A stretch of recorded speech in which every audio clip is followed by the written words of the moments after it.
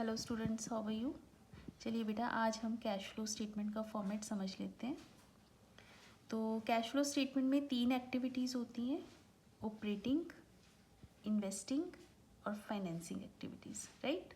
तो सबसे पहले ऑपरेटिंग एक्टिविटीज़ में कौन कौन सी टर्म्स आती हैं वो पढ़ लेते हैं। सबसे पहले आता है net profit as per statement of P&L, closing balance minus opening balance, right. इसमें ये 5 टर्म्स ऐड की जाती हैं, जैसे कि transfer to general reserve, proposed dividend previous year का लेना है, interim dividend, provision for taxation current year, extraordinary items debited if any, minus करना है extraordinary item credited if any, and refund of tax. तो जो value आपके पास आएगी वो है net profit before tax and extraordinary item, right.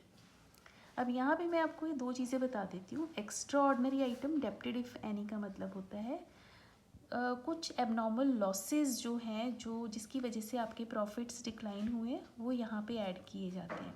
कुछ एबनॉर्मल गेन्स होते हैं, जैसे कि इंश्योरेंस क्लेम आप रिसीव कर रहे हो, तो उस टाइप के गेन्स को भी आप यहाँ से सब्ट्रैक्ट करेंगे, राइट।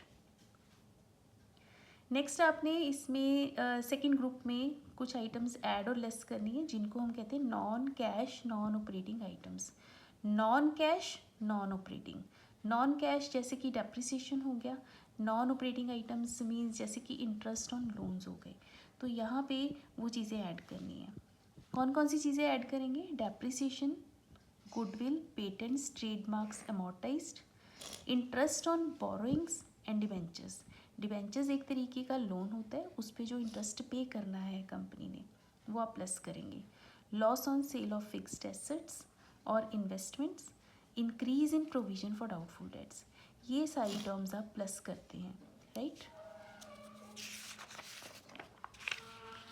माइनस करना है हमें interest, dividend, rent received, gain on sale of fixed assets, intangible assets और इन्वेस्टमेंट।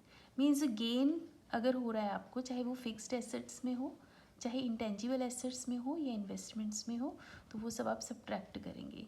फाइनल जो वैल्यू आएगी उसको कहा जाएगा operating profit before working capital changes. Clear? इसमें ऐड क्या करेंगे हम?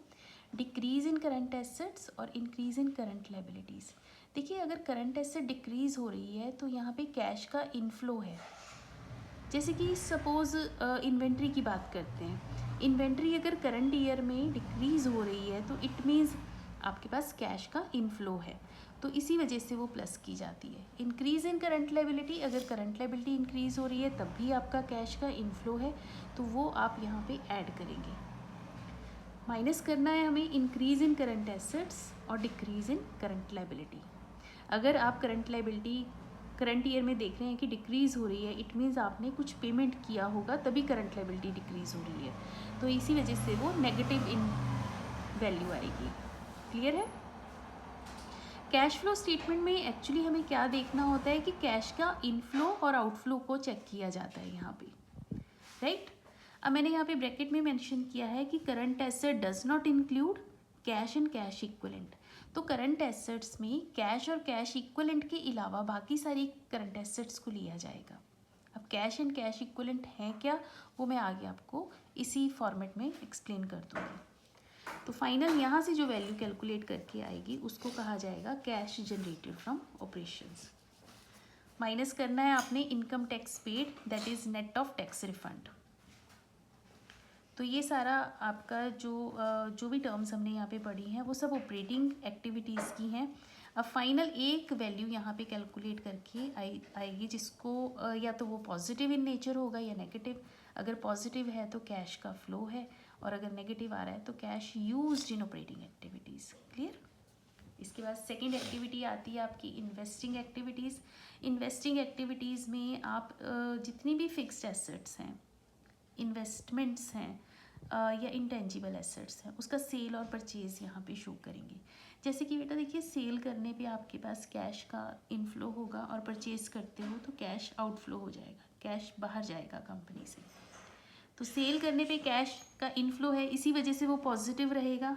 अगर आप परचेज़ करते हो तो cash is going out from the firm, तो इस वजह से वो नेगेटिव रहेगा। देखिए, मैंने फर्स्ट टर्म लिखी है, प्रोसीड्स और sale receipt from property, plant and equipment, intangible assets और इन्वेस्टमेंट। मतलब कि सेल अगर आप करते हो, चाहे वो प्रॉपर्टी की सेल है, प्लांट इक्विपमेंट की सेल है, इंटेंजिबल एसेट्स या इन्वेस्टमेंट की, तो सेल करने पे जो वैल्यू आएगी वो पॉजिटिव नंबर में रहेगी। मीन्स कैश का इनफ्लो को रिप्रेजेंट करता है ये। अगर आप परचेज करते हो फिक्स्ड एसेट्स को, इन्वेस्टमेंट्स को और इंटेंजिबल एसेट्स को, तो वो नेगेटिव नंबर रहेगा। क्लियर? आगे देखिए, इंटरेस्ट, डिविडेंड, रेंट रिसीव्ड, ये भी प्लस करना है आपने। परचेज ऑफ गुडविल, ये नेगेटिव नंबर रहेगा। देखो गुडविल एक जगह और आती है जो हमने स्टार्टिंग में पढ़ा था ऑपरेटिंग एक्टिविटीज़ में। मैं यहाँ पे दिखा देती हूँ, ये देखिए ऑपरेटिंग एक्टिविटी के सेकंड ग्रुप में गुडविल अमोर्टाइज्ड। गुडविल की वैल्यू अगर कम हो रही है तो आप इसको ऑपरेटिंग एक्टिविटी के सेकंड ग्रुप में मेंशन करेंगे, लेकिन अगर गुडविल की वैल्यू इंक्रीज हो रही है तो वो इन्वेस्टिंग का पार्ट बनेगा। यहाँ से फिर एक वैल्यू कैलकुलेट होके आएगी, वो पॉजिटिव या नेगेटिव होगी। अगर पॉजिटिव है तो कैश का फ्लो है, और अगर नेगेटिव है cash used in investing activities, right. Third activity आती है फाइनेंसिंग एक्टिविटीज़। फाइनेंसिंग एक्टिविटीज़ में फंड्स को मेंशन किया जाता है, फंड्स कहाँ से रेज हो रहे हैं, राइट। जैसे कि फंड्स कैसे रेज होते हैं, अगर आप शेयर्स इशू करते हो तो आपके पास कैश का इनफ्लो है तो वो पॉजिटिव रहेगा। अब इशू ऑफ शेयर कैपिटल लीजिए, जिसमें प्रीमियम साथ में रखना है हमें। अगर आप डिवेंचर्स भी इशू करते हो तब भी आपके पास कैश का इनफ्लो है, positive in number. Loans raise करते हो वो भी पॉजिटिव इन नंबर, क्योंकि लोन्स अगर लेते हैं तब भी कैश का इनफ्लो रहता है। Interim dividend, propose dividend paid, ये आपका नेगेटिव इन नंबर रहेगा। इंटरेस्ट ऑन डिवेंचर्स पेड, तो ये भी पे कर रहे हो तो कैश का आउटफ्लो है, माइनस में करना है। रीपेमेंट ऑफ लोन्स, ये भी नेगेटिव रहेगा। रिडम्पशन ऑफ डिवेंचर्स और प्रेफरेंस शेयर्स, ये भी नेगेटिव इन नंबर रहेगा। तो यहाँ से एक वैल्यू कैलकुलेट करके जो भी आएगी वो पॉजिटिव या नेगेटिव रहती है। तो अगर पॉजिटिव है तो नेट कैश फ्लो, अगर नेगेटिव है तो used in financing activities, right. अब आपके पास आपने 3 वैल्यूज़ कैलकुलेट की हैं, ठीक है। देखिए हमने अमाउंट के कॉलम में सबसे पहले ऑपरेटिंग एक्टिविटी का एक रिजल्ट निकाला, फाइनल वैल्यू। फिर इन्वेस्टिंग की फाइनल वैल्यू कैलकुलेट की, देन फाइनेंसिंग की। इन तीनों को प्लस करना है, ए प्लस बी प्लस सी, वो या तो पॉजिटिव होगा या नेगेटिव। तो हम क्या लिखेंगे, नेट इंक्रीज और decrease in current, net increase और decrease in cash and cash equivalent, एक नंबर आएगा यहाँ पे। अब इसमें आपने करना है ओपनिंग कैश और कैश इक्विवेलेंट को प्लस कर देंगे इसी वैल्यू में। अब देखिए मैंने पहले बताया था कि कैश और कैश इक्विवेलेंट में क्या चीज़ें आएंगी वो मैं आगे बताऊंगी। तो वो कैश एंड कैश इक्विवेलेंट में एक्चुअली 4 टर्म्स ली गई हैं। एक तो कैश इन हैंड, वो कैश के बराबर है। कैश एट बैंक, वो भी कैश इन हैंड, जब मर्जी बैंक से निकाल लीजिए आप। Short term deposits, any time आप मार्केट में सेल करो आप कैश में कन्वर्ट कर लेंगे। मार्केटेबल सिक्योरिटीज़ को भी आप कैश में कन्वर्ट कर सकते हैं, तो ये कैश या कैश के बराबर मानी जाती हैं। तो इस वैल्यू में आपने ओपनिंग कैश और कैश इक्विवेलेंट की वैल्यू ऐड करनी है जो क्वेश्चन में हमें मिल जाएगी। और ये वैल्यू और ये वैल्यू जब इन दोनों को प्लस करेंगे, that must equal to closing cash and cash equivalent, right.